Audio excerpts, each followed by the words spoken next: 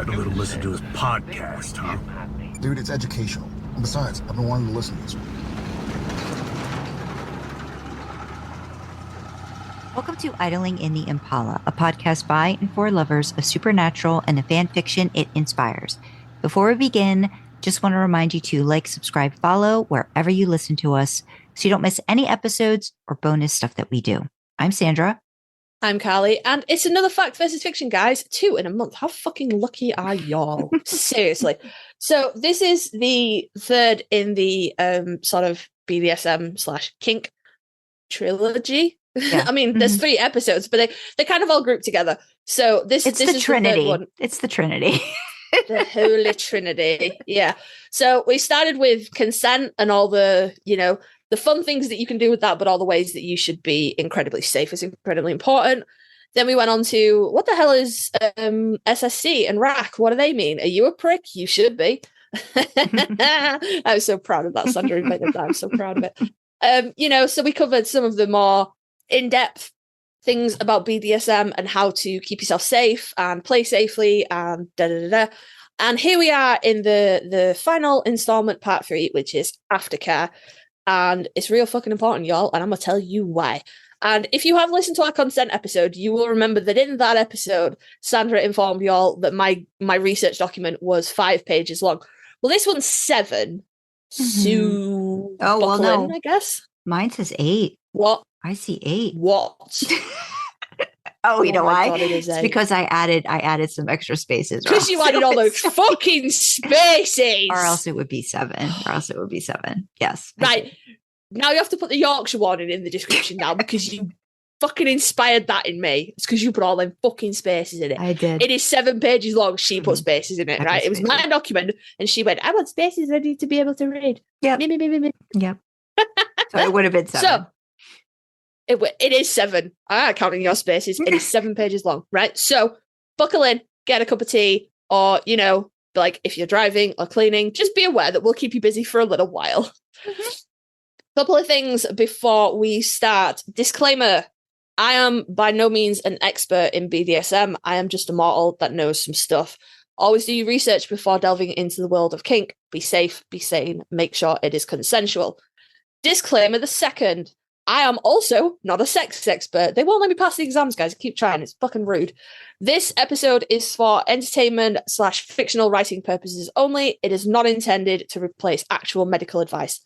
If you have any concerns about your intimate health, please contact a professional doctor. We are not doctors. We are not medical people. We are not experts in any of these things. Please speak to a real fucking professional.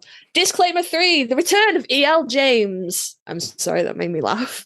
When I say dom or sub, anywhere in this document, please assume that I also mean switch, because there are people out there that assume both dominant and submissive roles. We call them switches, and this information applies equally to them as much as it does to a, just a dominant or just a submissive. So assume switch as well. This particular document is not particularly gendered, because anybody can be a dom, anybody can be a sub, anybody can be a switch. But I do try to use gender neutral terms such as assigned female at birth and assigned male at birth, because not every woman has a vagina and not every man has a penis. So we don't play by those societal rules. And I suppose I should probably get started. So, aftercare. First question, what is it? And when I say aftercare, I'm talking specifically about sexual or intimate aftercare, because if you Google aftercare, it tells you about like after operations and stuff. So not that. Specifically, it's sexual, intimate aftercare. Aftercare is a broad term for how you and your partner support one another and check in after you've had sex. The term comes from the kink community. We have them to thank for it. So that is all it means, basically. And although the word aftercare is primarily associated with BDSM and kink, as we get into this document, you'll find out that actually it's in a lot more places than you would ever think it is. So why is it needed? Aftercare tends to your physical, emotional, and mental needs. Some people may wish to add spiritual needs to that list as well. That is obviously very subjective.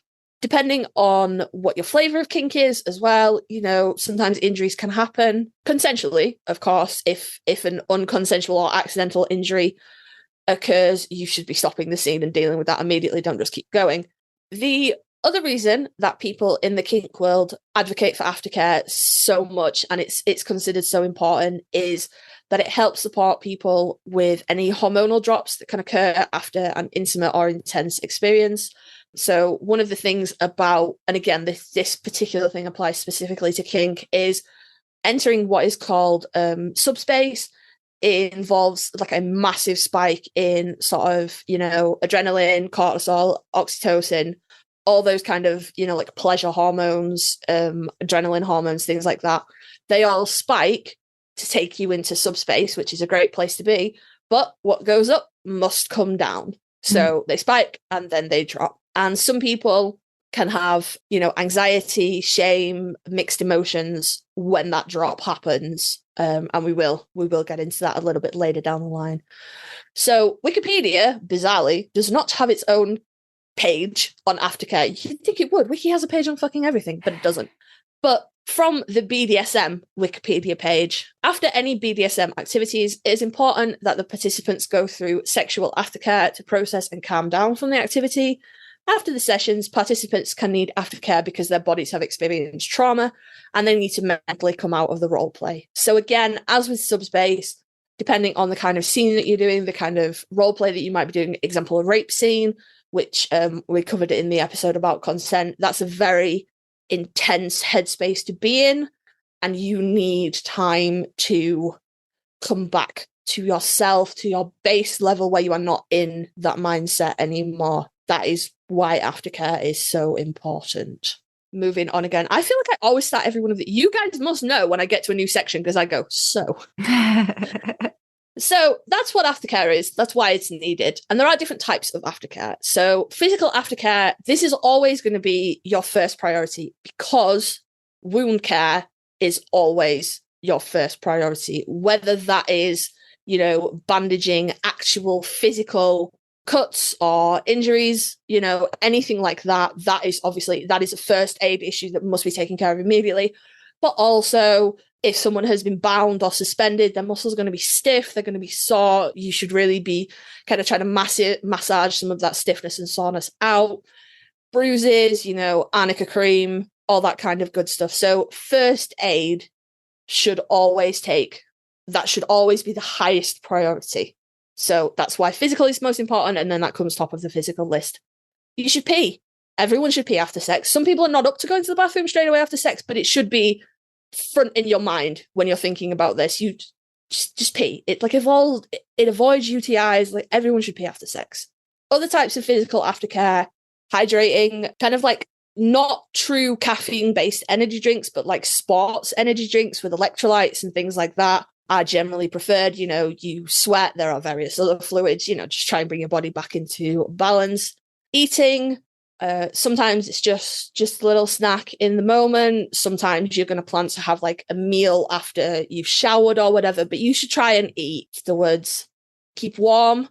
Again, with a drop in adrenaline, sometimes the body will almost go into shock, and keeping warm is a really important part of, dealing with that.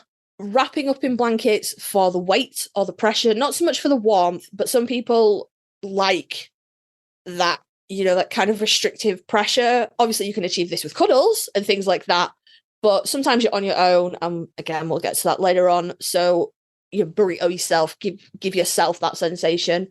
Take a shower or a bath. Things get messy, just clean up. And sometimes you just feel better after a shower.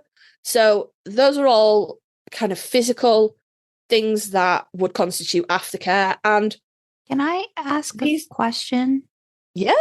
Okay. Yeah, this is not Karlee lectures, everyone. I don't know if this is, I don't even know if I'm going to know how to phrase this correctly, and I don't even know if it's going to make sense, but can this stuff, like, does there have to be an end scene and then this stuff happens? Or does it have to have a definitive, we're out of the scene, now aftercare can begin? Or does some of this stuff sometimes occur during, say, the role play? Does that make sense? It does. And it can, you can, especially if a scene is going on for quite a long time, you can take a break to have a drink or maybe a snack, without, necessarily fully breaking out of the scene. And a lot of that comes down to a good dom who is watching out for their sub. And, you can incorporate that into the scene quite easily. Wound care, see, that's difficult because, again, if it is accidental or not planned for, the scene should be stopped immediately and that should be dealt with. Right. But it's kind of like shoveling while it's still snowing. If you stop to like patch up wounds and then you're just going to make more, making sure the environment is warm, unless temperature plays part of the scene, of course, that's usually a good shout. Yeah. Eating, hydrating, break to pee. You should not, your scene partner should be fine with you just going, I really need to go to the bathroom. We're grown adults. Nobody should need to ask permission to go to the bathroom. But again, that's dependent on your scene partner. I guess I'm thinking too, because I know we talked about, I think in the last one when we talked about consent, which isn't going to be in the order. And we were talking, you mentioned role play if there's like a rape scene. And I'm thinking of, what if something needs to be reprocessed for this person in this scenario, and maybe it ends, they want it to end in a different way, but still be part of this scene. Does that make sense? I guess, and that's just a matter of communication with your partner as to what the expectation is, start to finish in this thing. So it's just all about communication and consent like that. Okay. Absolutely. Okay. Yeah. I think of the idea a lot of people have, and this seems to be an idea about sex, not just about scenes, is that it's over when everyone's had an orgasm. And sometimes not everyone needs to have an orgasm. Right. Looking at certain parts of the population and the demographic, it's over after one person's had an orgasm. But that's, that seems to be like the sex is done when everyone has achieved orgasm and everybody's happy. That is not necessarily the case. A scene can continue after an orgasm, it can stop before an orgasm, but there usually is a moment where something changes and we move from being in the scene to being done with the scene, and we're starting aftercare. But some of it can be ongoing, like I said, a drink, a bathroom break. If you are changing positions, if a dom is changing the positions, they can just give you a little bit of a massage to try and loosen up your muscles or your joints. A lot of this stuff can be incorporated, but there should be a definite shift so you can start to adjust your mental state between we are in a scene and now we are done with the scene. Right. So, right. Okay. Does that answer? Yeah. Does that help? Yeah. Amazing. So that covers all. Well, it's not all. These are not exhaustive lists. These are just some of the more common things. Mental aftercare. Some people like to just be quiet and sit quiet, and they may wish to sit with their dom or maybe sit alone. It's kind of important that you don't leave a sub alone after a scene is finished, even if they don't want you to provide them aftercare in any way. You should make sure that they are okay before they leave. Don't just be like, all right, see you. But we'll get to that. But some people like to just sit quietly. Other people like to talk, putting on relaxing music, things like that. Things to just soothe the mind as well as soothe the body. And then, of course, we have the emotional aspect, which ties in really closely to the mental thing. So cuddling, check-ins, is everything okay? Does anything hurt? Talking, sometimes you talk about the sex and how great it was. Sometimes you just talk about nothing, just pillow talk, just talking, just communicating helps restore a sense of normality in this situation. Not that it is abnormal to do anything BDSM or kink, but I mean, when I say normal, I mean bring you back down to your normal, your standard base level when we're talking about the hormones and the intensity and mental state and things like that. Praise from the dom, you did so well for me, you were perfect, that's exactly what I wanted. Ditto reassurance, and sometimes just time together. You don't necessarily have to do any of these things apart from wound care. That's fucking important. Don't let someone leave you. If you are a dom, don't let someone leave you that is actively bleeding. Fix that. You made it, you fix it afterwards. But sometimes just time together, just existing in the same space is what some people need. There is no right way to do aftercare. There are wrong ways, but there is no right way. So none of the things I've just covered, they're not checklists. You don't have to do every single thing. They're just examples of different ways that you can perform aftercare. They're not exhaustive lists, though. There are various other things. And communication is key, because some people, your instinct in this situation, my instinct would be to be very soft and very gentle and, treat the person as if they were a little bit fragile. But some people may not want that. That may not be comforting or soothing to them. So communication is really, really important. The same way you would communicate about boundaries and things like that within a scene, you should be communicating about the way you need to be cared for after the scene, The whole thing about this thing, and I think it gets forgotten so much in vanilla sex and vanilla relationships, is fucking talk to each other. You should not be doing anything with people that you can't communicate with. That's how people get hurt, Yeah. So just talk to each other. As I discussed, certain things do take priority. Injury, wound care, massage of limbs, things like that. That's all should be top of your priority list before we start getting into having a cuddle or things like that. Also, like, hydrating is really important afterwards. Don't be like, we're going to sit here and then we're going to have a shower and then I'll get you something to drink. Like, get them something to drink. That kind of thing. A dom may choose to check in with a sub in the days after the scene. These check-ins can be in person, but obviously that's very dependent on the relationship that you have with your dom, real life and what's going on, all those kind of things. So texts and phone calls are really common and really important.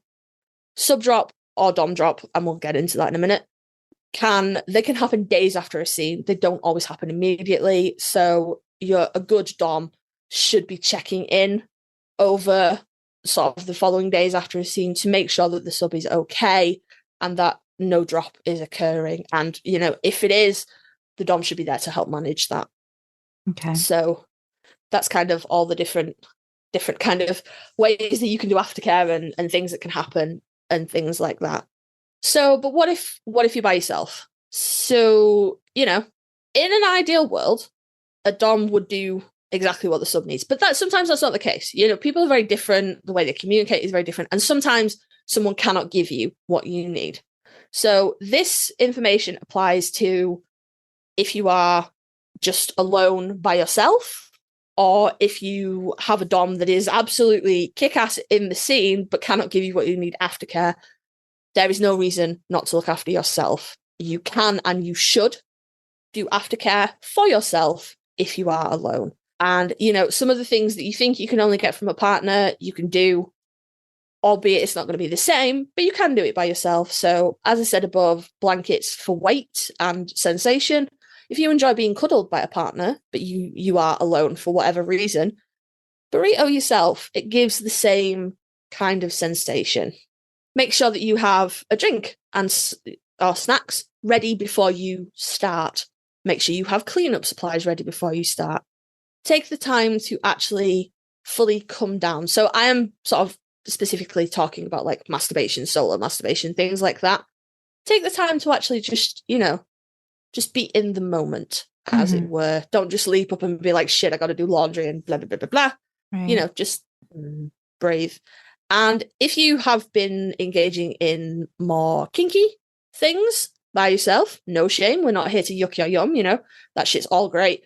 But again, if you have wound care, top priority, okay? Look after yourself. Make sure you have supplies on hand, first aid kit, blah, blah, blah, blah, blah. And I would say, even if you have seen with a partner, if it's a partner that you don't live with, you're going to be alone at some point very soon after the scene. You should have like a first aid kit, accessible to you, because bodies are weird, man. Sometimes things happen. Yeah, in general. It sounds like you need an aftercare package sort of like situation. Yes. Yeah. And have it, like you said, readily available and not something where, I might need this. If you're going to be responsible in this situation, then you should have it ready to go. Okay. Do they have one of those things like checklists, like besides what you had up top? Okay. They do. Okay. They do. There are various aftercare checklists. I'll bob one down in the links. There's a lot of links for this one, guys. Because it's not as subjective as say our episode on SSC versus RAC.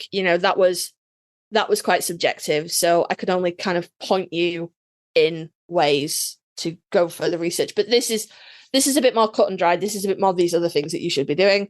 So there are plenty of links and things like that in the description, and I will, because it's good fiction research material too. So it's yes, indeed. So that's kind of, just because you're by yourself, you should still look after yourself. You're a goddess. You're a god. You're a non-gendered entity. Look after yourself. Be good to yourself. You deserve it. You as good people. You deserve to be looked after. A lot of this information is geared towards subs, which does kind of make sense because they usually are the ones that are having things done to them. Nobody look at junkies and the way that I'm playing around with that, please, because that's very counter to what the point I'm trying to get across here. But what about DOMs? DOMs don't get as much attention, shall we say, when it comes to aftercare as subs, and logistically, that does kind of make sense. But DOMs are just as prone to drop. DOM drop is a thing that I will get into. So if you are a DOM, or as I mentioned right at the start, a switch, if you if that is a role that you choose to play, I just want to let you know that you are seen, okay? I see you. I know, I am not a DOM, but I see the struggle, guys. But if you are a sub, just consider for a minute how unbelievably mentally taxing it must be to be in control of another person the way that a DOM, your DOM, is with you. So they have to plan out a scene. They have to make sure that it goes off script. And let's be honest, some subs are bratty, and that's fun. That's fun. But some people try and derail that, and the DOM has to, if we're playing safe, there's a little wiggle room for improvisation, but you really have to know what's going to happen next. So they have to try and stay on script. They have to manage the emotional and physical well-being of another person. They have to make sure that they have practiced with any tools or implements that they want to try out to make sure they're not going to hurt anybody. Any equipment that might be used in a scene, they also have to be responsible for that and make sure it's well maintained and it's all in working order. And this list just goes on and on and on. And it adds up. It's a lot to take out of a person to fully look after someone like that. I think if you take it into outside of the sexual scene, if you just want to relate it to something, it's being a caregiver for another person.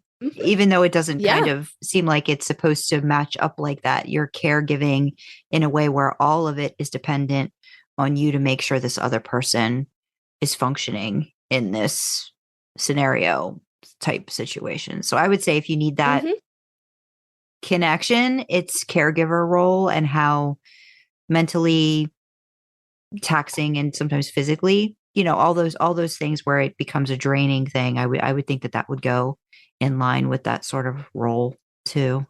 Yeah. Yeah. And I mean, caregiver burnout is it's becoming more prevalent. More people are talking about it. But who's talking about? I'm not saying that DOMs get burnout. Maybe they do. But who's talking about that? Yeah. So and then also when you consider that the majority of us in society, we are raised to be kind and to not hurt people. So if you are a DOM who has a sub that is asking to be, really verbally humiliated or even, physically humiliated and hurt and beaten, how much of a mindfuck must that be to be in a situation where someone is begging you to hurt them and you also want to hurt them? I'm not saying not all DOMs are sadists and not all sadists are DOMs, but there's a lot of overlap, let's say. So, and then that's all in the scene. And then of course afterwards, the DOM, it is expected that the DOM is gonna then care for the sub and make sure that they're okay and they have everything that they need. And that can be its own brand of taxing, If you're a DOM that doesn't particularly enjoy being tactile with people and your sub needs to be cuddled after a scene, that's maybe quite uncomfortable for you. and you do it because you're a good dom and a good person, but there's a weight to be incurred on that. Yeah. So what about aftercare for doms? It's very rarely talked about, and there's 1,000,001 articles about aftercare for subs and how to look after yourself and how you should be looking after your sub and blah, blah, blah, blah, blah, blah. A lot less on doms. So, in an ideal world, everything that the dom does for the sub, all the physical interaction, the praise, the emotional thing, all that will in turn soothe the dom and help them manage their come down of emotions and hormones and endorphins and all that. Because as much as, dom space is a thing, as much as subspace is, as much as a sub, all your levels will, swiftly rise and then drop. The same can be true of a dom. A dom drop physically is exactly the same as a sub drop. It's just happening to a different person. That's it. So yeah, in an ideal world, you're both gonna, do things for aftercare that are gonna be companionable, and overlap and cross, and the same kind of actions are gonna soothe each other. But sometimes that's not the case. As I discussed earlier on, you may have a dom that can't provide you with the things that you need. So you may have to do self aftercare. And that's, it's not an ideal situation, but people are different. And like I said, maybe they are absolutely kick-ass in the scene, but there's just a little bit of clash. They can't give you what you need. So maybe you have to do your own aftercare. But as a sub, if you can, and you should try to, but I do acknowledge that not everybody is in a mental or physical state to be able to be thinking about looking after somebody else immediately after a scene. Of course, it's very draining for a sub, and I'm not here to tell anybody that they're wrong for feeling that way. But if you can, even just checking in with your dom can be enough. Letting them know that you see them as a person and not just an object to fulfill your desires. And again, I'm not tarring all subs with the same brush. There are so many amazing dom sub relationships out there that just would not work if that was how doms were viewed. But it does happen. If you look at sort of testimonies and things from professional doms, they sometimes do end up feeling like they're just an object to fulfill somebody else's fantasy. They're not a real person. So if you're mentally able, just check in. Just be like, are you okay? Just sometimes that is enough. Just let them know that you see them as a person who also has emotions. If you're able, can you offer your dom the same kinds of aftercare that they're offering you? If you're hurting after an impact play session, maybe they're hurting as well. As much as you hurt from the impact, it hurts to deliver that. So can you offer them a massage? Can you get yourself in a situation where you can massage each other? Great bonding experience, all that kind of stuff. And of course, this is very dependent on the relationship that you have with your dom. This is not going to be appropriate in every situation, that kind of thing. If you're hungry, you're thirsty, remind your dom to eat and drink as well, because they're probably hungry and thirsty, and their focus is obviously on caring for you. So if you can, just remind them, hey, don't forget to get yourself something to drink, have a snack, things like that. Did you both was it all good fun and messy, and you're both kind of like, oh no, I'm covered in it now? Or for a joint shower, again, great bonding exercise, but also these are all very dependent on the relationship that you have between you and your dom and your mental state after a scene. So, but even if all you can do is just check in and just be like, are you okay? I think that would probably be really appreciated. And again, I'm not a dom. I don't speak for doms. So it's communication, isn't it? Communication. It always comes back to communication. And if you're listening to this and you are a dom, despite my best efforts, I could not find any dom aftercare clubs. I did look, but they don't seem to exist. But there are plenty of places online to reach out to communities that can, put you in touch with other doms who can help you if you need that. And I'm sure if you are part of like a local community, there will be people out there that you can reach out. But I was writing this and I was like, I cannot leave this unseen. I see you guys, you work hard. Guys being gender neutral, by the way, not all doms are men. But I see you guys, you work hard. You also deserve to be looked after. Moving on, the next scene the next section. What if your scenes take place over the phone or by video chat? That's probably was real fucking common during isolation. But if you and your dom are apart and either you are playing solo or you are having phone or video scenes, that aftercare is still really important. Don't just leave it, So if you have been playing solo, consider just checking in with your dom when you're finished, maybe shoot them a text or an email, even make a phone call.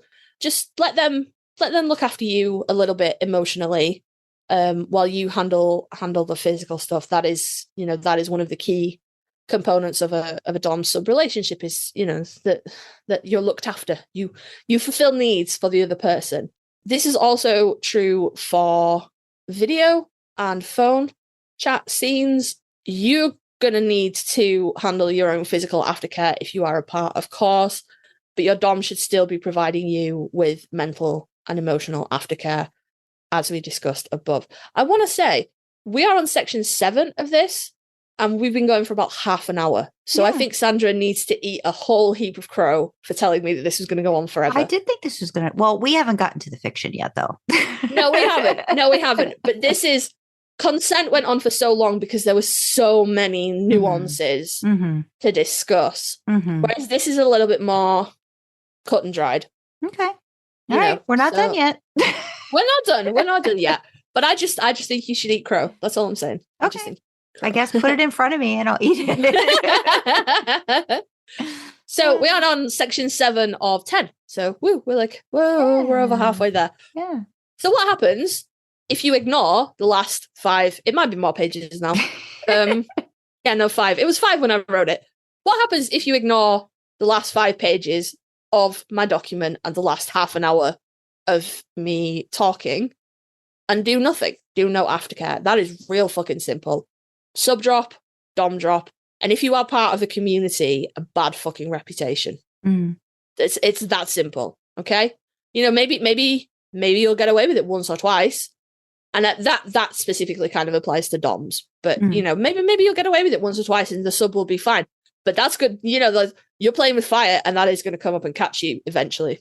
And so I've alluded to it quite a few times over this episode, this doc. But what is sub/dom drop? Now, as I discussed, dom drop is exactly the same spike and then drop of hormones and endorphins, and can be cared for in exactly the same way as sub drop. Same physical experience, different name, obviously for a different role. So what is it? Think of it as like a crash. You ever been like a sugar rush, sugar crash, caffeine crash, whatever, or withdrawal, if that is kind of your jam. It is a physical body reaction to the sudden spike and then crash of various hormones and endorphins and such. And there's a whole heap of like science that goes into this that I didn't explore because I don't understand it. And I'm not going to sit here and talk about stuff that I don't understand. Well, mostly. Sometimes I wing it. You guys don't know. It's fine. But the body has experienced a very high amount of pleasurable hormones, and as that level decreases, it can negatively affect a sub or a dom. So that is what it is. And it can affect you in a lot of different ways. So it can cause doubt. You can go into a depressive episode, or, have an anxiety episode or an anxiety or panic attack, crying spells, fatigue, guilt, brain fog, physical aches. You can have trouble regulating your body temperature, and that is not an exhaustive list. Those are just some of the more common things that can happen. As we discussed, it is a physical body reaction. It is not in your mind. It is happening to you. These drops can happen in vanilla relationships as well, but they tend not to be called that. Do you ever feel... And this, I'm not assuming that everybody that listens to this is into hookups or anything like that. But if you are into hookups or casual sex, do you ever feel maybe guilty or doubtful after a hookup? Societal terms tend to be feeling dirty or used. That can be a drop as well. You've had this great spike of, this is fucking awesome sex. And then your partner just leaves, or you leave, I'm not painting out all partners to be the ones that hop out of bed and, they've got their jeans on and they're out the door calling an Uber before you've even had a chance to roll over. Maybe you leave. Maybe you're hopping out of bed and pulling your jeans back on and calling an Uber before they're done. That there still can be a drop. It's still physiological response to the spike and crash. So if you are into hookups, casual sex, friends with benefits, however, if you are not in a relationship or your partner is not someone that you could go to for aftercare, look after yourself. We discussed it. I got links. I got articles on how to do it. Look after yourself. You're a fucking divine being. Be good to yourself. You deserve it. I think it's really important just to remember how much emotional and physical go together. So yeah, the emotions can definitely follow after physical. Yeah. And I think sometimes it's sometimes realizing when you need outside help too, outside of whatever it is that you're doing. And sometimes that just means being able to talk to somebody else about why these things are occurring in your brain. Yeah. And there's not always a direct correlation that you can make with what's actually happening in a scene or whatever. Sometimes it's a lot of other stuff that needs to get unpacked or peeled away to figure out why those things are happening. So being definitely careful with yourself is so very important. And I think people think that they're a lot harder or able to withstand more than they can until they get into a situation. It's like, oh, no, why am I feeling this way, and not being able to connect it to something. So yeah, we're pretty complicated beings. Yeah. We are monkeys with anxiety. That's what we are. Look at it. Yeah. You fucked it. It's got anxiety now. It's either monkeys or cucumbers. I can't remember. maybe I've seen both at various different places, but so often sex is kind of just, dumbed down to just the physical, but it's a really emotional place as well. You make yourself very vulnerable with another person, and that can affect your mental state. And I think not enough people talk about taking care of yourself, whether we are talking about kink, BDSM, being by yourself, an established relationship, casual sex, friends with benefits, whatever. Just look after yourself. Unfortunately, you cannot always count on other people. In an ideal world, you would. But if you are, I think one of the things I hope that people will take away from this episode is that it is not strange or weird to look after yourself after any kind of sexual encounter. And you don't have to call it aftercare in your mind if that squicks you out and makes you think of kink. That's fine. But just look after yourself, You deserve it. You as good people. Have that bath, Yeah. I was just going to hammer home some positivity here. You as good people, you deserve to be looked after. Whether the person looking after you is you or somebody else. Yeah. But that does lead us into another great question. Look at that masterful segue, Sandra. Do you only need aftercare if you are having vanilla sex? Or do you need aftercare if you are only having vanilla sex? I fucked that up. Yeah, do you need aftercare if you are only having vanilla sex? Nah. Is the only real answer to that? Yes and no. So you might not experience the same, the highest of highs and subsequent lowest of lows of hormones having vanilla sex. Not that there's anything wrong with vanilla sex. We ain't yucking anybody's yum. It's fine. Absolutely fine. Just some people like to play with kink, and we're not yucking their yum either. We're just drawing a distinction. Sex is, as we just discussed, a vulnerable and emotional time, and I really wish that was talked about more. So I'm going to fucking talk about it. If it didn't exist, create it. But I think most of us practice aftercare without thinking of it as such in a vanilla relationship or vanilla sex, things like that.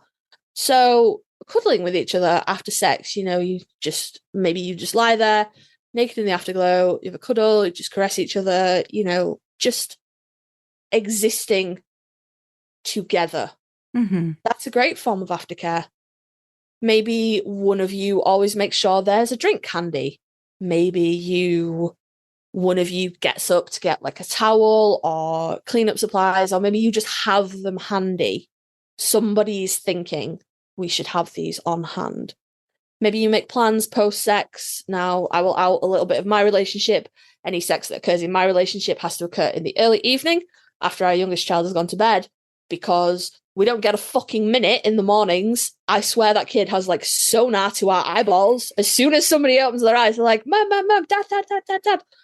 And if we wait until we are ready to go to bed, one or both of us is like, I love you and I would really want to, but I'm going to fucking pass out.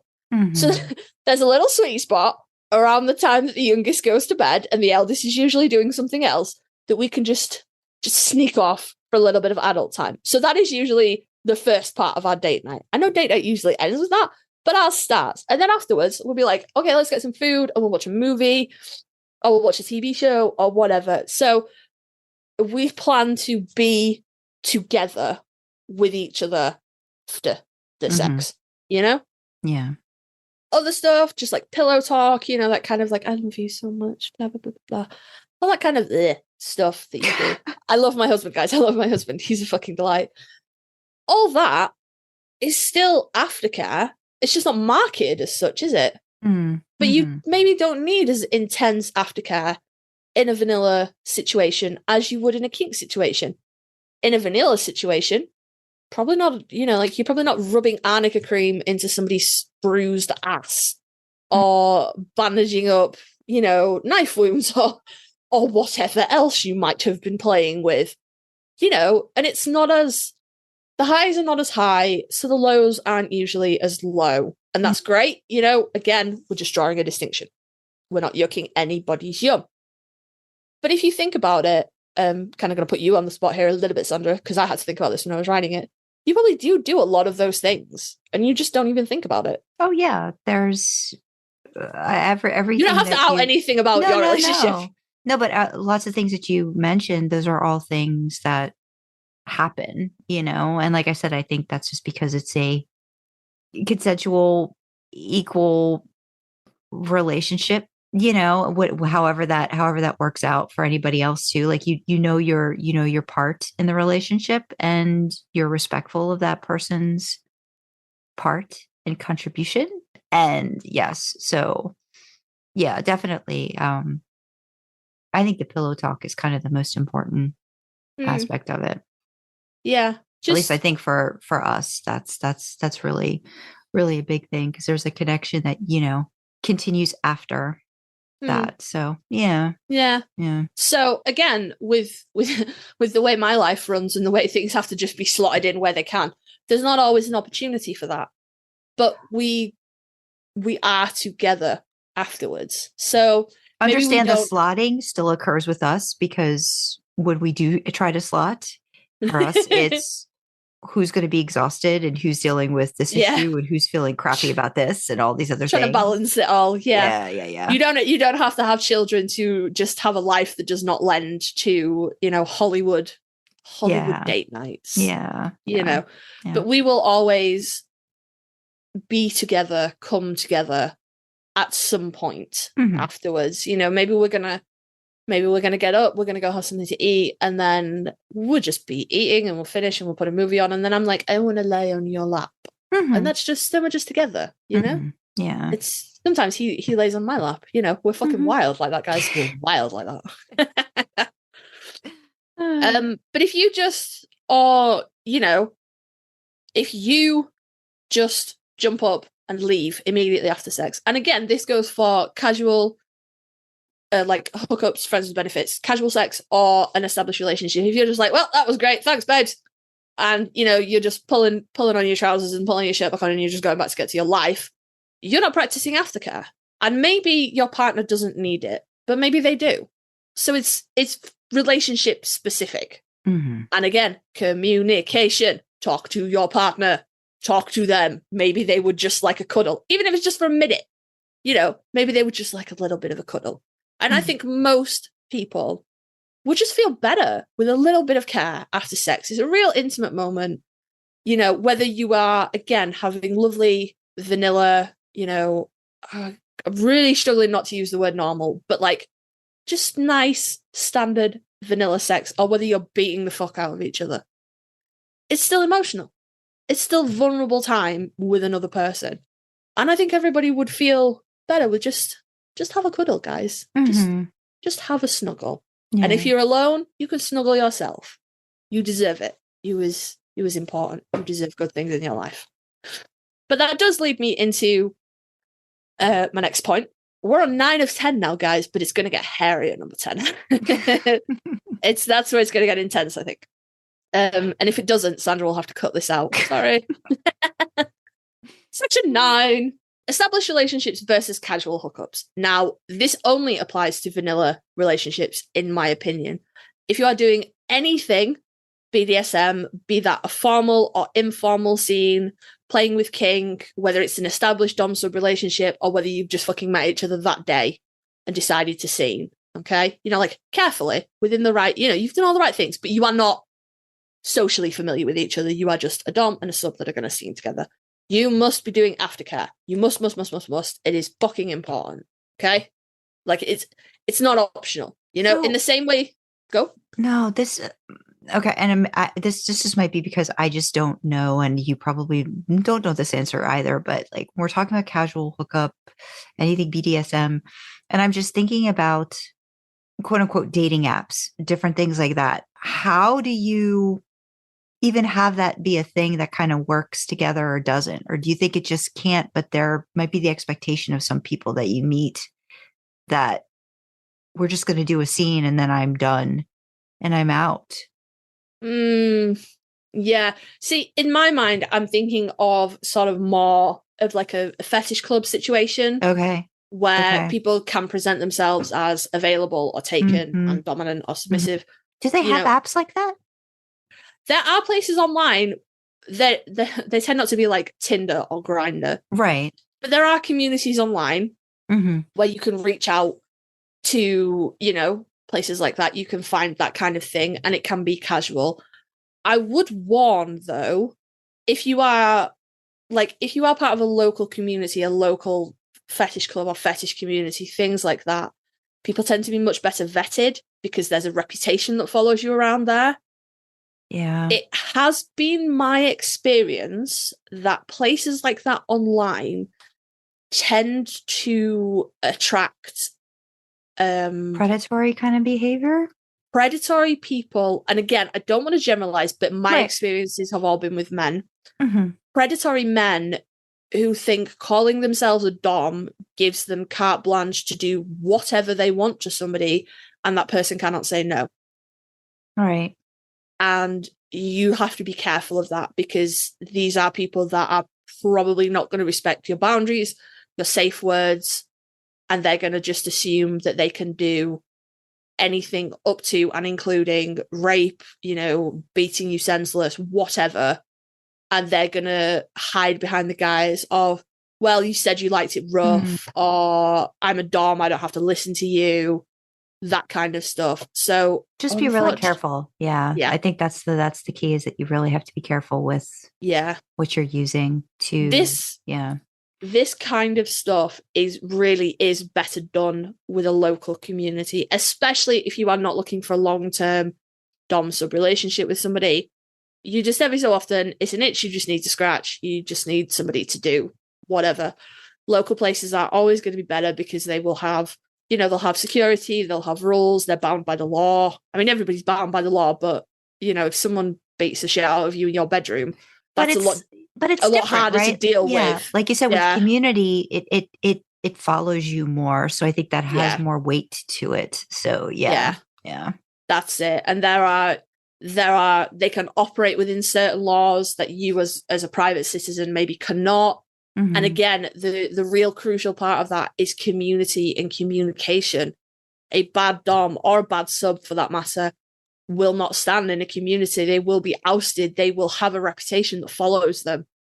You are much safer playing in respected, well-established communities.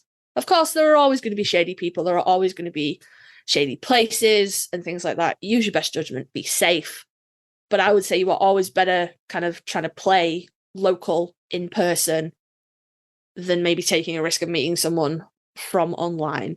My brain is just making connections with so much fan fiction I've read. So yeah. There's been a lot of fan fiction around that. And a lot of it's great. But we will get into that. But just be safe is the only thing I say. I'm not saying that you're never going to meet anybody online that's going to be great to play with, you know, either long term or just as a one night thing. But the same kind of precautions you would take on Tinder or Grindr or any other apps out the Bumble. Is Plenty of Fish still a thing? You know, all those places, all the things that you would. Sandra does not know. Sandra does not know. Karlee doesn't know either. Karlee has been married for almost 10 years. And together for almost 12. Karlee no longer knows what's happening. I'm pretty sure Bumble's still a thing. Tinder and Grindr for sure. The same kind of precautions that you would take, or maybe you would advise a friend to take on those places, take also on fetish online communities as well. But as I said, if you are doing anything playing with kink, BDSM, be it formal, informal, whatever, aftercare, you must do this. You must. It is vital. And honestly, I kind of think the same with vanilla sex and relationships. But as we discussed, a lot of people do it without realizing that they're doing it. But it tends to be more in established relationships. You know, this is as you get to know somebody and you're having sex with the idea of getting into a relationship. So you know, you're putting out your best moves, so to say. You know, you're trying to impress your partner. You're like, look at me, I can cuddle for hours after sex. I'm the fucking best. I'll bring you a drink and a towel. Or, you know, whatever. Not making any assumptions about the gender of people participating. But that tends to come with either, you know, a burgeoning relationship or an established relationship. But I think this is especially important if you are engaging in casual sex of any kind, you know, it's just a one-night stand or a friend with benefits or any of the other ways that you can engage in casual hookups. Guys, I've been together with my partner for almost 12 years. I don't know what the fucking kids are doing now. Whatever it is they're doing, whatever, you know, like, it's still important. Yeah. In an established relationship, you've built a level of intimacy and trust with that person. So if you're done with the sex, and again, sex does not have to end with an orgasm, like that is not the be all and end all of everything, but make sure you get yours. I'm not a selfish person, but I do insist I get mine. Apparently there are people out there, I learned this.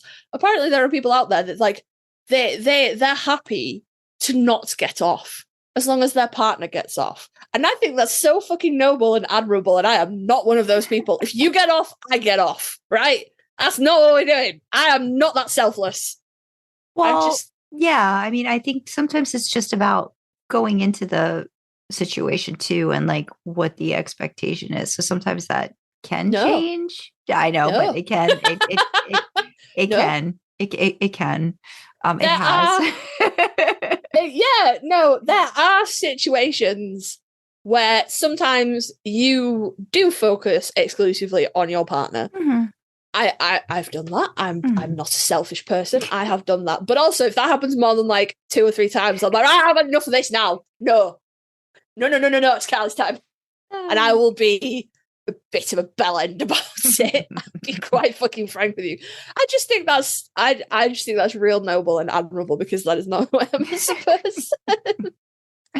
Oh, goodness. But, you know, if you do finish sex and you're in an established relationship, one of you has to jump up and leave immediately. And as I've discussed many times in this podcast, I have children.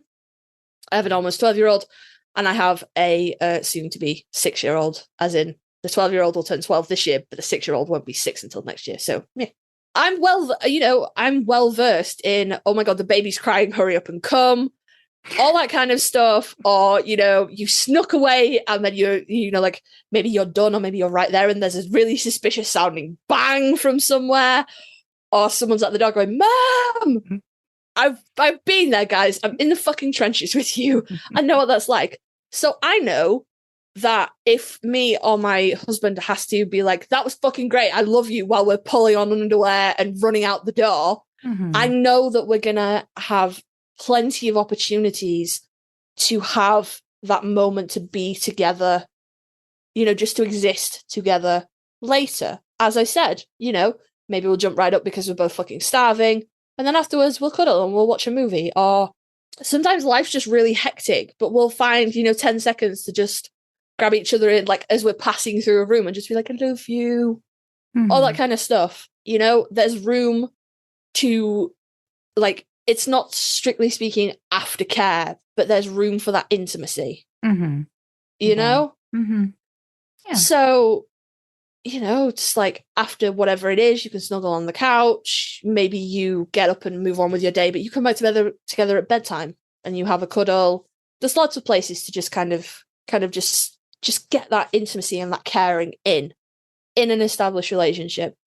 But if it's more casual, you might not have the places to do those things. Maybe you're never going to see your partner again, which when I wrote it, I was like, that sounds real fucking dramatic, Karlee. But that happens. Maybe you're on holiday. Maybe this is a holiday hookup and you're going to fly home tomorrow. You're never going to see that person again. You know, maybe this is I'm moving states and I've always wanted to fuck you. Let's bang as a goodbye. You know, I'm sure it happens, guys. You don't know.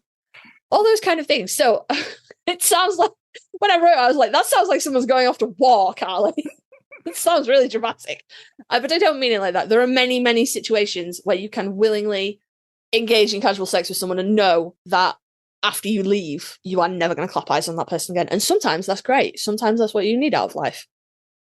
But maybe you don't. You know, maybe you want a little bit more. Or, you know, maybe whatever the situation is, it's, you know, it's just a casual hookup thing, a friend with benefits, whatever. And it's just physical. And we don't talk about feelings. And once everybody's had an orgasm, we leave. You know, and we just don't, and then I'll hit you up in like a week and be like, hey, you want to bang? Maybe that's a situation. That would really upset me. I would not be able to cope with a relationship like that.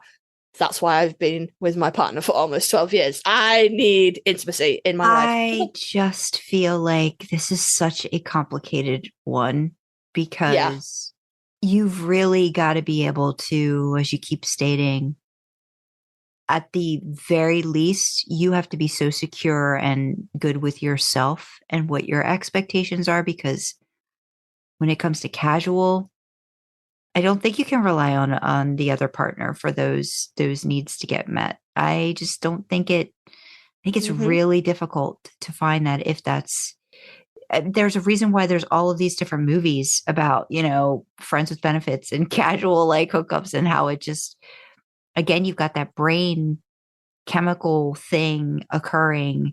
It's really, really hard. And again, if the young kids have got this down pat and they know, please share your secrets, because I don't know how. I know no one my age who's been able to successfully have that sort of casual aspect work without feelings getting involved. And if they do, it's because they just have a really good sense of self and they know exactly what they're in for. You could say you're in for something and your brain is going to tell you something else after. So that's such a difficult one. That's such a difficult one with the aftercare. I think really for casual, you really got to have a game plan for yourself in place. I think for that. Yeah, 100%. And if you are in a casual situation where, you know, you feel like maybe there's a little bit of room to just check in with your partner and make sure everyone's feeling okay, that's really important. If you can, you should. But if you know that is not the situation, you know, be aware of how to look after yourself. We discussed this previously. You know, you don't have to, no one is saying you have to feel any kind of way after sex. But if you find yourself feeling a certain kind of way, just look after yourself. You know, you don't have to just slog through those feelings. You know, you can take steps to mitigate them. But as with all things casual, it can get complicated because communication is difficult without communication. I just don't see how much. How much communication can you do in a casual? Like, you know, it's like, okay, like checking off all the boxes. This is what we're here for. This is what we're doing. Then the assumption is everybody's going to be okay when they leave. Well, yeah, sometimes not. And as we discussed earlier, while it's not called the same thing in vanilla relationships, subdrops can happen days after the scene has happened, and they're still just as valid, and it's still just as much a physiological response to a spike and then drop, you know? So you can be like, you can feel great when you walk away, and then like you wake up the next morning and you're like, oh my fucking God. So if you are not in a place where someone can provide you with aftercare or care after sex, provide it for yourself. You deserve it. You as good people. You deserve good things. Yeah. But we are 7 pages into this beast now. Nina, it took an hour. And I haven't mentioned a goddamn thing about Fics yet, have I? Holy shit, guys. Oh. I keep pulling back to Fic when I do these things. So my whole reason for starting Fact versus Fiction is because I was seeing so many inaccuracies and myths in Fics that I wanted to shout about. And Sandra was sick of hearing me yell at her. She was like, do you want to make this a fucking thing? So you would yell at the internet about it. And I was like, yeah, I really do, though. I really do. But for this, I tend not to see I don't see so many inaccuracies or myths around this, because while there's no right way to do it, the only real wrong way to do it is to willingly do something that you know is not what your partner needs in that moment, or to just do nothing. I think as long as you're trying something with the best intentions, with the best amount of knowledge that you have, I don't think it can be really wrong. So in Fic, there's very little for me to go, that's not right and that's not right. Like, this is not like the first episode we did where I just yelled about all the things that you cannot use as lube. Because this is so subjective and everybody needs different things. So if there is no aftercare in a Fic, it's usually a deliberate choice. There is a tag on AO3 for no aftercare. It is a choice by the author rather than them just missing something or forgetting. So I'm real thankful about that, to be honest. I would hate to have had to come and yell about all the things that is wrong with various aftercare in Fics. But because it's so personal, it can look vastly different in different Fics. So for my Fics, for example, you will always see some kind of aftercare, even if it's just a cuddle, even if it's just a little bit of a snuggle. The exceptions to this are the Junkie series. It is a non-con series. There is no aftercare for obvious reasons. It is deliberately missed. And if you read A Tale of Two Minds, which I appreciate is not everybody's cup of tea because it is basically a stream of very unwell consciousness, there is no explicit aftercare shown or mentioned. Bandaging, wounds, cuddles is mentioned, but very briefly, that is not the subject of the thing. So those would be my only exceptions. It is really, really important to me because I am aware of how my mental state can be after sex and what a lack of care does to me, that I showcase really good aftercare in my works. Because as much as I love playing with my characters and putting them in different situations and, maybe pushing them past some limits and stuff, at the very basis of it, my characters love each other. Whether that is Sam Reader, Dean Reader, or Wincest, my characters love each other. They're going to look after each other, no matter what they might say or do in the moment. Perfect Balance is a great example. If you just read the first part of that fic, you think they hated each other. But as soon as it's done, it's like a turn on a dime. Sam is immediately in aftercare mode. He's a dom looking after his sub. And of course, he's limited because I put him in a gross warehouse full of corpses.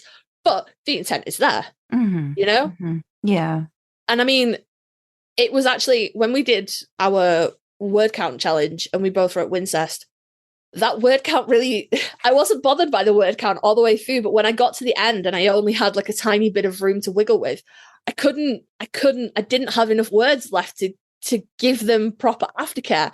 And that really upset me. I was like, I don't like this. I don't think Sam would just leave Dean like that. And I had to kind of, hand wave it and make it work and have Dean say that he was okay and, reassure Sam and Dean and me that they were going to be together real soon, that they weren't not going to see each other for another 2 weeks or whatever, and that they could look after each other properly. Well, they were limited by the phone, but you made a point of still showing them communicating through that, and I think that was important too. So Yeah. I know you didn't do it the way you probably really wanted to, but I think you buttoned it up in a way that showed the care there. So, and that there was going to be continued communication, even if it wasn't going to happen right then, Yeah. about what was going on. So, But I mean, like Sandra knows. Sandra's read like everything I've ever written. That is not how I do aftercare. mm-mm. I make a point of, like, in my early stuff when it wasn't even kink, they would snuggle afterwards. Mm-hmm. That was all it needed. They would just be together afterwards. Yeah. Sam would clean up after, like, just either clean up my female character, or I remember very vividly, I think it might have been in Missing You, kind of nudge them to be like, the sheets are fucking gross, get up, go clean up. When you come back, I'll have remade the bed. Mm-hmm. And, just being caring, just being together. Mm-hmm. So to just be like, are you okay? Okay, I'll see you tomorrow. I was like, no, I hate it. Yeah. I'm very sad. Yeah. Yeah. So I have a couple, like a few fics specifically to discuss in terms of aftercare and when it's there and when it's not, things like that. But I kind of throw the floor over to Sandra if she has any particular fics she wants to bring up, or any thoughts about anything I've said, or the floor is yours, Sandra. I'm pretty much done with my lecture now, guys. Yeah, no, I mean, I think I think you answered a lot of the questions I was having as you were talking about the different points. I mean, it's funny because I think interesting to know that there's a no aftercare tag on AO3. And I mean, I think it's very, I think you stated it in a good way, that it's like, it's usually a deliberate choice rather than something an author missed or forgot. But I just think a lot of it is just some people are just worried about the scene. And I think in fiction, especially, some people, and there's not a lot of thought about character. And I think that happens with like, just, by definition of it being a one shot, or, this or that. And weird. I did not know that, about that there's no aftercare. I don't think people should use that more. I think it's more for like a deliberate situation. Mm-hmm. So, as we discussed in consent, there's a whole heap of, people love to play around with that kind of stuff. Mm-hmm. So it's like, it's a deliberate, this is a non-consensual scene and there will be no aftercare. Mm-hmm. The person, like, maybe I should tag junkies like that, actually. Because there's pretty much all of the sex scenes in junkies involve Dean just getting off and then leaving. Mm-hmm. And just leaving Sam in whatever state Sam is in.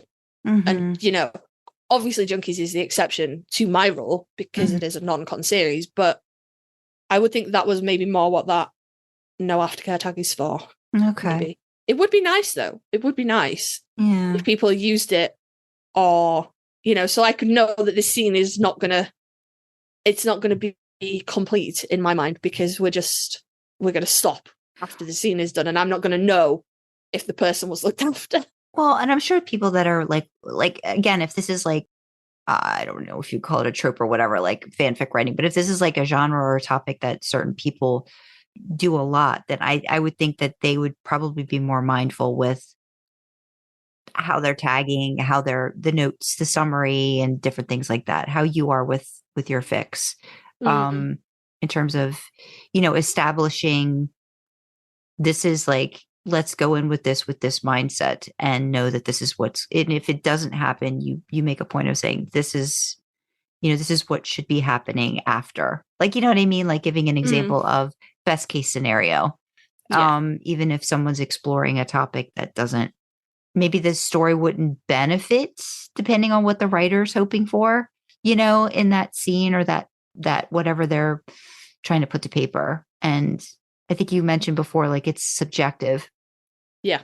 And then going into it with that lens, I think, is important as a reader, to being aware of what you should be responsible for on your end, to reading stuff and getting into, and like, giving a little bit of leeway in certain situations if you know, okay, it's one shot, it's this, it's that, this is what they're tagging it and that kind of stuff too. So yeah, it's actually a lot more complicated than it seems when you get into this. Yeah. Yeah.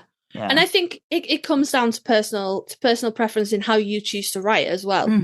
Because as with so many things with fiction, some things are just assumed. You know? Yeah. Like just assumed by nature of humanity. Like, you don't have to detail your character putting their clothes on in the morning because it's assumed that they dress themselves.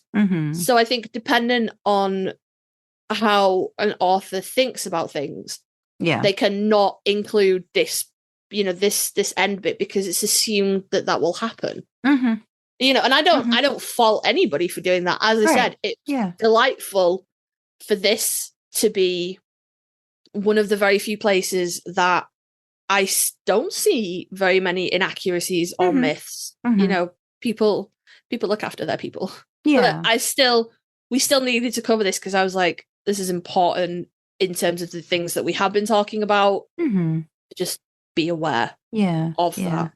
So I have a couple of fics that I want to draw to you guys' attention. And then I'm going to say the last one because I want to know what Sandra thinks about it on the back of this discussion. So I'm going to bring attention to a couple of my own works because, well, they're mine, and I don't, this is not just like one specific thing like consensual non-consent in consent and, like good examples of SSC or RAC in fic for that episode. This is very subjective, but one of the aftercare scenes I am the most proud of is in Give Me Novacaine, which is a Sam reader story, and it is, albeit not a formal BDSM scene, it is an informal scene, a kink scene.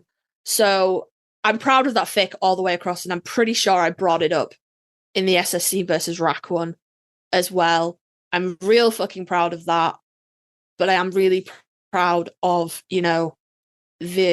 the time that I took to portray the aftercare that I wanted and to, create the atmosphere that I wanted for that reader after that scene, So obviously I'm tooting my own horn, but I think that's a great example of aftercare. So, sorry. Now, way back at the start of this, I said we were talking about sexual or intimate aftercare. And this next fic is the exact reason that I put that intimate in, because there is no sex in this fic, but aftercare still occurs. So this is Sam's nightmare one, right? Yeah, way back. Like, so, oh my god, so old now. It's so old. I wrote a fic called Nightmare. It's mature. There's no sex in it, and it's just about. It's part of my English Cottage Verse series, and it's just about the reader, the female character in there, waking up and finding Sam in the middle of a nightmare and waking him up and looking after him. So, although there's no sex, there is still, Sam is still dealing with a spike of adrenaline from the nightmare, and then the drop that comes from that is almost like going into shock. Not completely, because there's a bit more that goes into going into shock, but almost like that. And in that fic, we've got a female character who's well versed in the situation. This has happened before, so they know all the supplies they need to get before they wake Sam. They know how to wake Sam, so they are safe and he is safe, and they know what he needs and how to look after him afterwards. So while it is not aftercare after a sexual act, it is in the same way Sandra described aftercare as, or even just being a dom as caregiving in a way. That is what that fic is, and I like that one. I like that one. I'm proud of that one. Yeah. It's a long time ago, so it's probably horribly written and the grammar is probably atrocious, but I like that one. Well, I remember that one. And because it seems like there were a lot of stages in that, even though it wasn't a long fic, like what the reader was doing for him. The attention, I think, was important. Yeah. Yeah. I wrote that after a season 15, the episode Unity, which I now cannot remember what happens in that episode. But I watched that episode and I went and wrote that immediately because I was like, I just watched Unity and I'm very upset and I need to love that's the one somebody. at the end where Dean points a gun at Sam. Yeah, that tracks. Yeah. Yeah. That makes sense. That probably explains why I was like, oh my God, I'm distraught. Let me look after this baby. Yeah. And I remember writing it and trying real fucking hard to find a place to put some sex in there. And there just was not. That was not what that fic was destined to be. Yeah. Yeah. At all. So I'm sure she's real bored of me bringing this up for every single fucking thing. But Factory Reset by Drasna, Sandra, our lovely Sandra, is perfect, guys. And at the end, and I went back and double checked as well. Not that I didn't think you'd put Aftercare in, but I needed to know what you've done. So I was like, Karlee's going to grade me on my Aftercare. So I was like, I'm going to make sure I would never. I'm going to make sure I do this correctly. So, but I mean, Aftercare, no, Factory Reset is just fucking perfection. It's just all the way across the board. It is perfection. But looking specifically at it in Aftercare, you know, everybody has a nice time and Dean's all done. And then we've got our female character going to get supplies to clean him up, getting him a drink, getting him some food, you know, making sure he's hydrated, he's got something to eat, he's clean, because sometimes maybe this is me, maybe this is weird, right? But I am not one of those people that can just fall asleep straight after sex. I have to get up and clean first. And it absolutely baffles me that there are people that can just, you know, be put away wet, so to speak. Yeah. I'm just like, don't you feel gross? But that could be the autism, that could be the neurodivergence there. Well, so yeah, go ahead. No. So I'm literally thinking about it. Like in that story, she doesn't get off. No, she doesn't. Oh, look, she's one of my magical people. Yeah, and I think that was. I mean, in the back of my mind, I thought about it after. I'm like, I think that's intentional because I wanted it to truly be about what Dean was being given and how she was getting satisfaction in that. Like, she was still like, there's all this. I mean, she's excited, she's stimulated, all of these things, but it just did not happen. You know what I mean? Like for her. And it's funny, like, because I mean, it's not that it didn't feel like. We talk about aftercare, but again, it didn't feel like it needed to be aftercare. It was just taking care of somebody at the end of it. So yeah, I think that was her taking care of him after, you know, like making sure he was okay.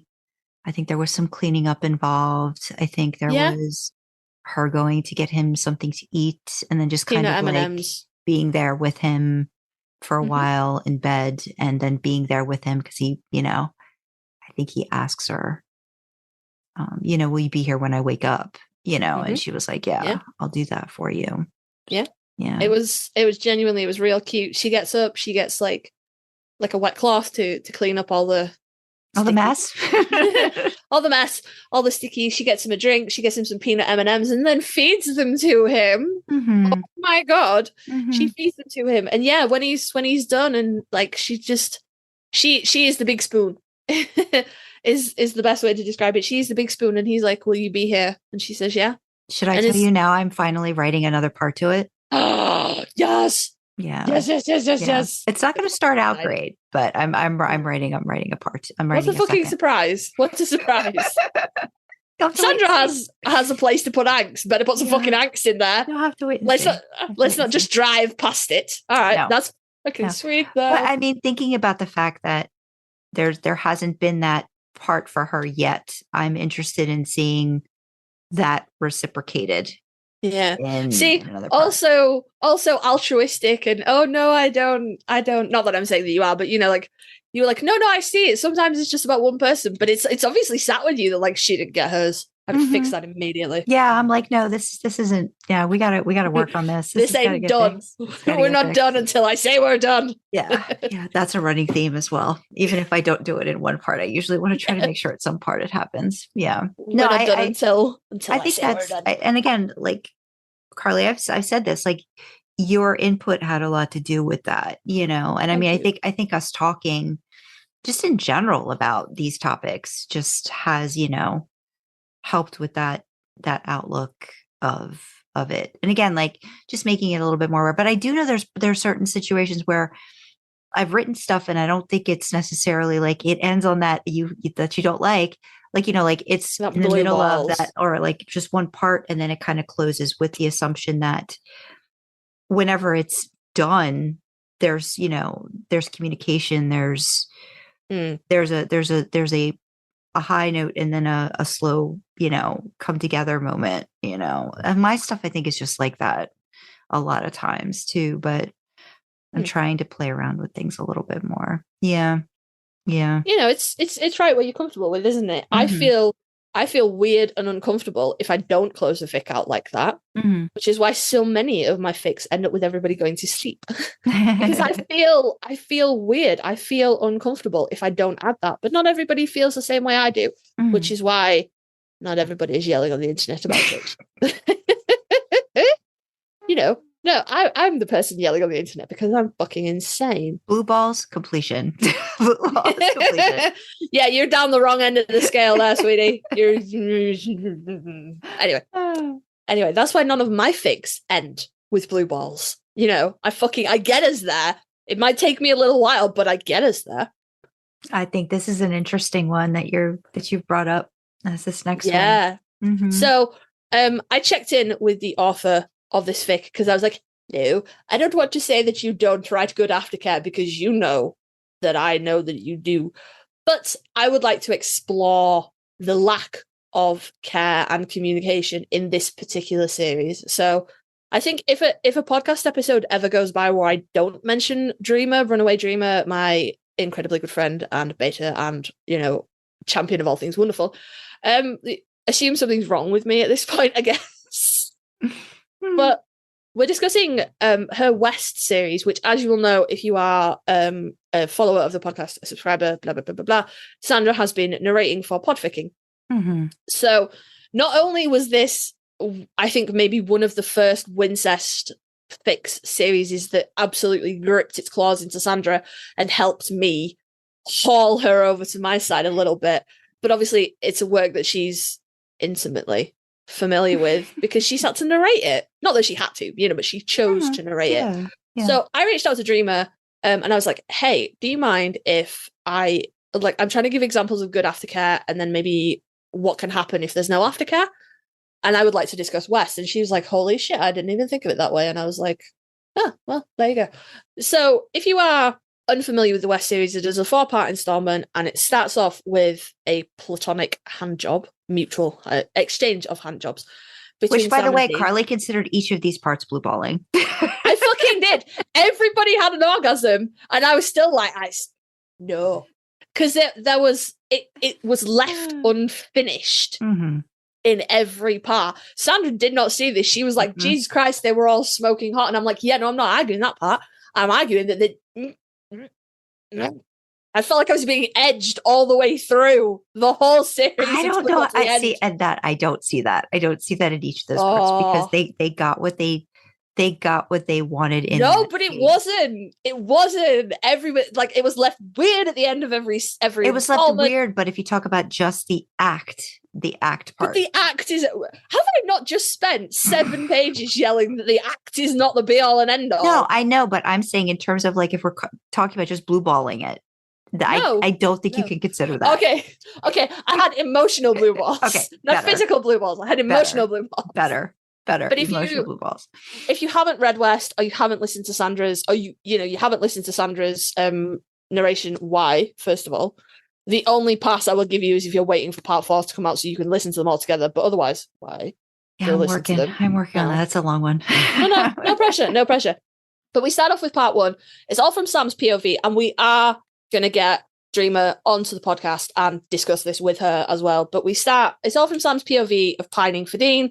And we have part 1, we have an exchange of hand jobs, and then we have part 2, which is in the shower with after a hunt, and they're in the shower, and Dean jerks off Sam, fingers him, and I think just like rubs off on his ass or something. But everyone has an orgasm, and apparently that's the only fucking important thing. Everybody has an orgasm. Part 3.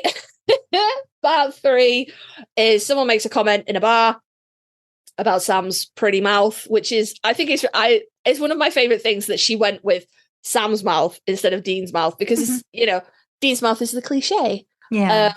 And so blowjobs occur. I think only Dean blows Sam, or Sam blows Dean. I don't know if it's exchanged, but that is a blowjob. And there's also rimming. Make sure we say that out loud, because apparently we can't say that.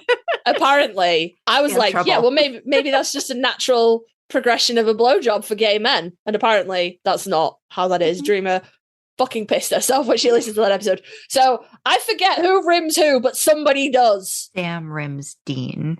Right, there we go. Yeah, Sam blows Dean. Sam rims Dean. I can't remember if Sam blows if Dean blows Sam back.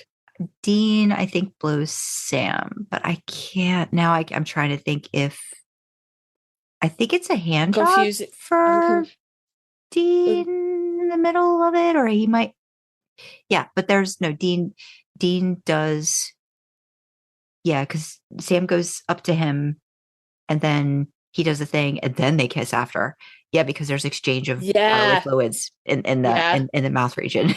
Yeah, no, I was pretty sure that Sam was like kneeling up over Dean, but then that scene occurs in a different favorite fic of mine, and I wasn't sure if I was confusing it. Gotcha. So there are blowjobs, there is rooming, there is handjobs, there is a kiss, and then Sam runs.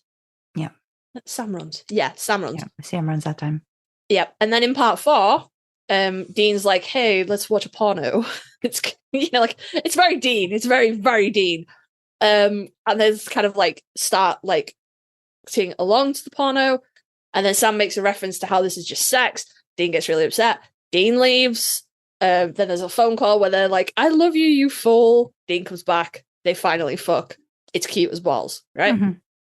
But the reason that I wanted to discuss this is not so much that there is no aftercare, although there is no aftercare. They're very much like everyone's orgasmed, now we move.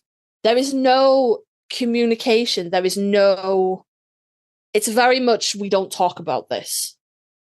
And I think it's interesting to look at that, because as we move, not so much part 1, but we see where Sam's mental state is a little bit after part 1.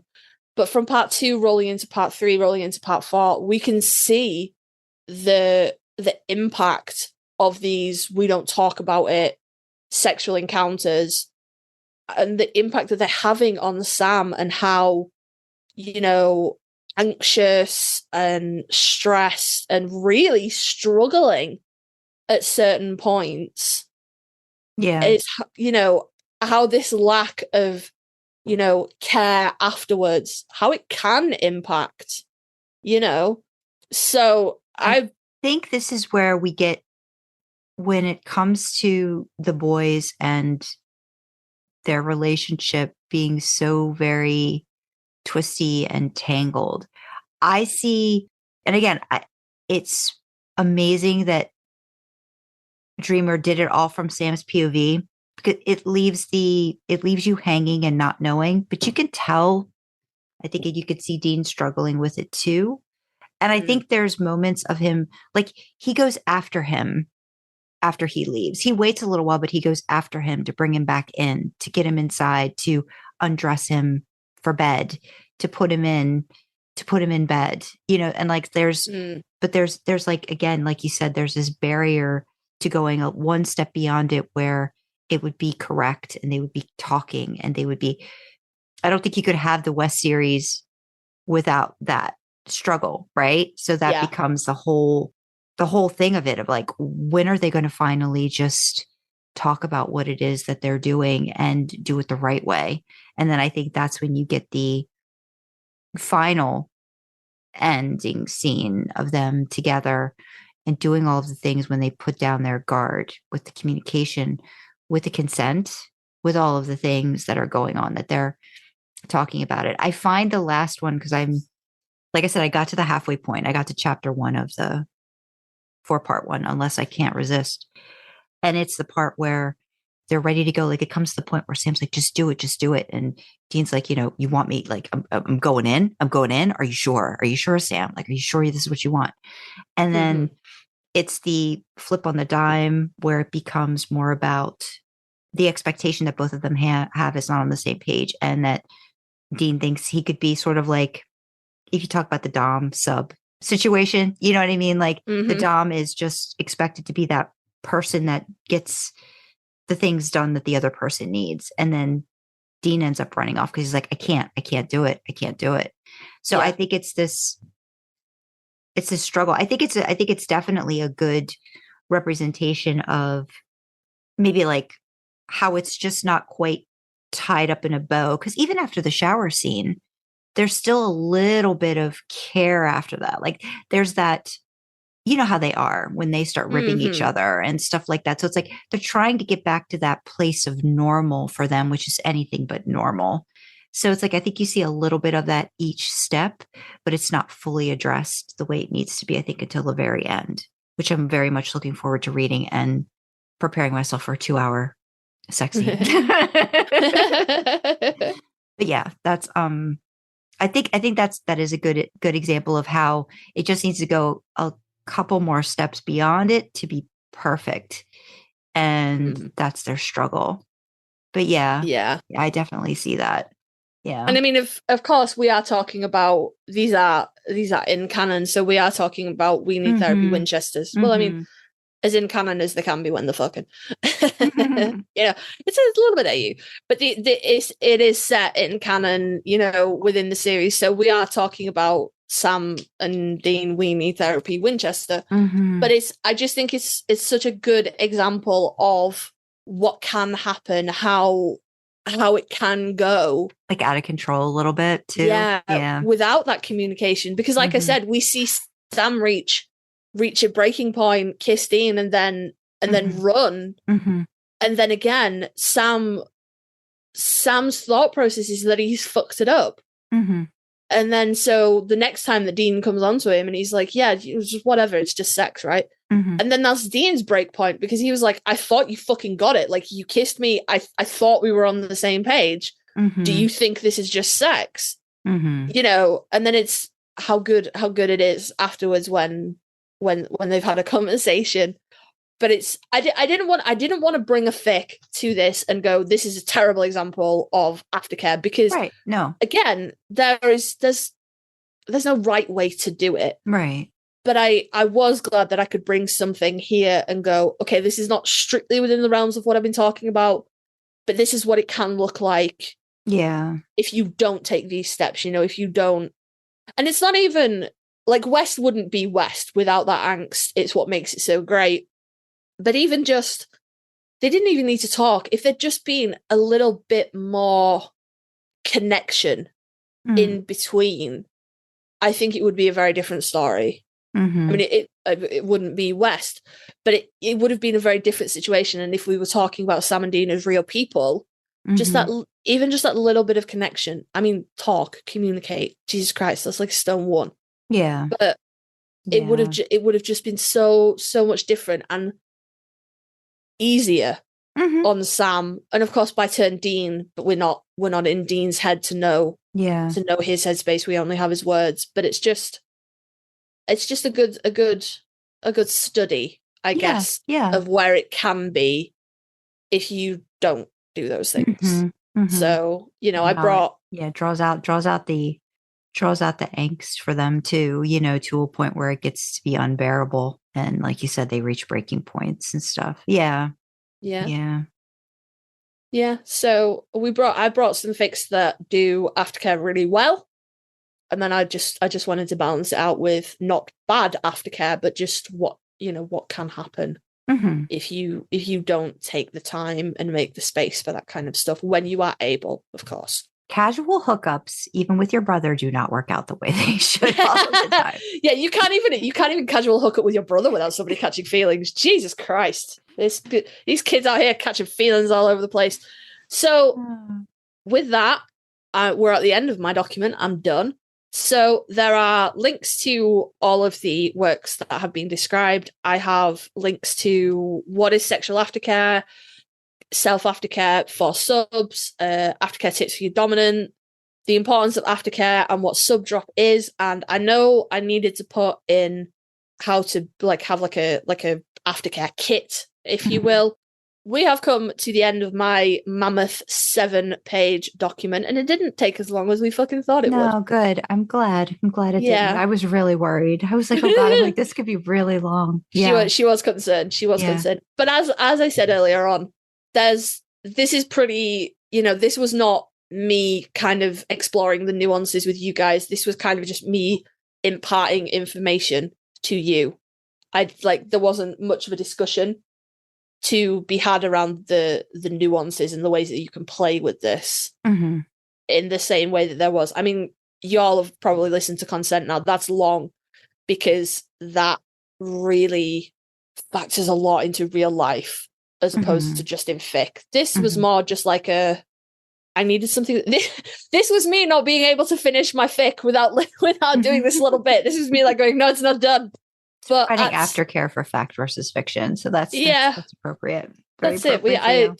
I had to have some aftercare for you guys. I've beaten you over the head for a couple of episodes now. So this is, as we said right at the beginning, this is the third part of the trilogy. This is the end part of my little, what are we going to call it? Little brief foray into the world of BDSM and kink and all those good things. So if anything has come up in any of these 3 episodes that you would like more information on, or you would like me to cover in more depth, or just something you think you would find funny to hear me yell about, hit us up, because I will do these episodes on whatever you guys want to know. Whatever Sandra wants to know, or whatever Dreamer wants to know. If I think of anything I want to know, there's still some stuff on the list. If you guys, if there's something you see in fic all the time that you're like, I don't fucking really like that, hit me up and I'll go and I'll do some research and write a disgustingly long document about it that will freak Sandra out. But in order for you to let me know what you want me to cover, Sandra, you got to let them know where they can find us. Okay. Well, thank you, Karlee. I just wanted to say thank you before we wrap up. Thank you for all of the notes and all of the work on this. But yes, if you want to reach out to us, you can email us at idlingintheimpala@gmail.com. You can comment on Spotify and use the Q&A section to share your thoughts. All our contact details are on our website, idlingintheimpala.com. Go check it out. Yes, check out the website. Woo! Don't forget to like, comment, share, follow, and subscribe wherever you access your podcast, but especially if you are listening or watching on YouTube, it really helps us with the algorithm. In the description, as always, there will be the current causes that we are championing. Just a quick rundown because they're getting real fucking important at the moment. So I have a US and a UK based LGBTQ plus charity that can put you in touch with people to talk to if that is something that you need. There are information about voting and state things and what you might need and how to keep yourself appraised of what is happening, because as we know, 2024 is an election year and it's a jump to the left, guys, not a step to the right. So make sure you keep yourself informed, voting, and arm yourself with facts. That is the best way that we're going to affect any kind of change in this mad, mad world that we live in. And I have no doubt over the coming months, a whole heap of election laws and fuckery will occur. So try and keep yourself ahead of the information there. There are links to do that. And most crucially, at the moment, we are championing 2 charities that are on the ground, both in the Ukraine, helping with the people affected by the unlawful invasion of the Ukraine by Russia, and also on the ground in Gaza, helping people that are affected by the Israel-Hamas conflict. So we are championing, highlighting World Central Kitchen and Doctors Without Borders. Obviously, World Central Kitchen is helping to feed people, and Doctors Without Borders is helping to give medical care to those that need it. And we are not about to make the Israel-Hamas conflict political in any way. I don't care who you side with, who you think is in the right. There are innocent people that are trapped in Gaza, and children. I don't want to be like only children count or anything, but there are children that are trapped there. They didn't ask for this. Innocent people that have nothing to do with Hamas, do not want war. They are trapped there. They are starving. They have no way to leave. They need help. This is not political. This is humanitarian. If you can help World Central Kitchen, or Doctors Without Borders to keep helping the people. You know, Ukraine is still being unlawfully invaded by Russia. It's just not getting any fucking attention anymore. So if you can help them, keep helping people. And of course, they help all over the globe as well, not just in these big conflicts. That would be amazing. Same with all the other charities and things in the description. If you can help them, keep helping other people.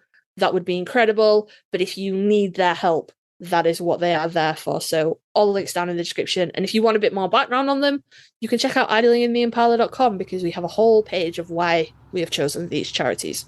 And with that, we will say thank you for joining us in the back seat, and we will see you next time, guys. Bye-bye. Bye.